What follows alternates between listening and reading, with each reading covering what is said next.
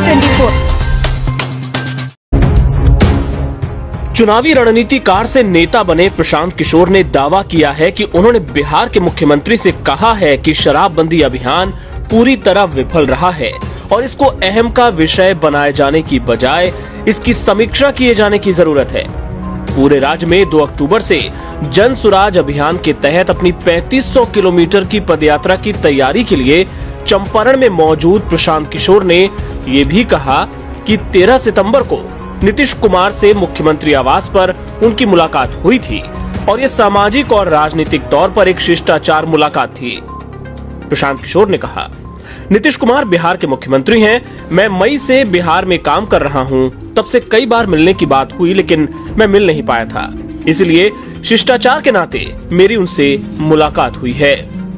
बेगूसराय में हुए गोलीकांड की घटना के बारे में सवाल पूछे जाने पर किशोर ने कहा, ऐसी घटनाओं से लोगों के मन में जो आशंकाएं हैं उन्हें बल मिलता है। कानून व्यवस्था को लेकर लोगों के मन में जो डर है वो सही साबित हो रहा है। बेगूसराय में गोलीबारी की घटना में एक की मौत हो गई जबकि 10 अन्य घायल हो गए। प्रशांत किशोर ने कहा, लेकिन ये रातों रात नहीं हुआ। बीजेपी के सत्ता में रहने के दौरान भी कानून व्यवस्था बिगड़ रही थी। हालांकि इस मामले को अभी उठाना बीजेपी के लिए सुविधाजनक हो सकता है।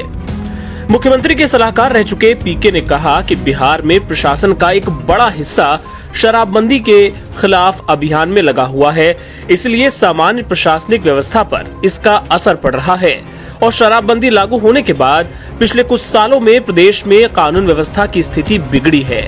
उन्होंने कहा कि इस सरकार के मुखिया और गृह मंत्री नीतीश कुमार हैं, इसलिए ये उनकी जिम्मेदारी है। किशोर ने कहा कि उन्होंने मुख्यमंत्री के साथ बिहार में जमीन पर 4-5 महीने के अपने अनुभव को साझा किया और बताया कि कैसे शराबबंदी जमीन पर प्रभावी नहीं है। उन्होंने कहा, मैंने उनसे बताया कि बिना अहम का विषय बनाए इसकी समीक्षा किए जाने की जरूरत है।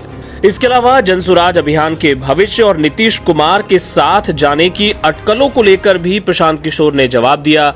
उन्होंने कहा, जनसुराज अभियान और बिहार की बदहाली पर उनके रुख में कोई परिवर्तन नहीं हुआ है। उन्होंने कहा कि 7 दलों के महागठबंधन को अगर जनता की आकांक्षाओं को पूरा करना है तो 10 लाख सरकारी नौकरियों जैसे वादों को पूरा किए जाने की आवश्यकता है। आपको बता दें, पिछले दिनों जब प्रशांत किशोर और नीतीश कुमार की मुलाकात हुई, उसके बाद से तमाम अटकलों का दौर चल रहा है, लेकिन अभी तक इसको लेकर दोनों की ओर से कोई स्थिति पूरी तरह साफ नहीं की गई है।